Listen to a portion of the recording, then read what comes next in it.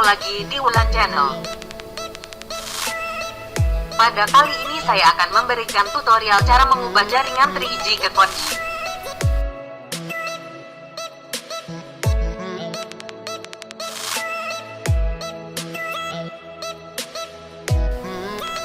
Yang pertama, kita buka aplikasi telepon.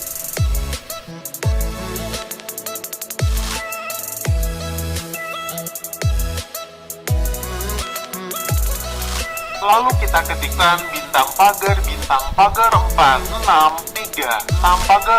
pagar bintang.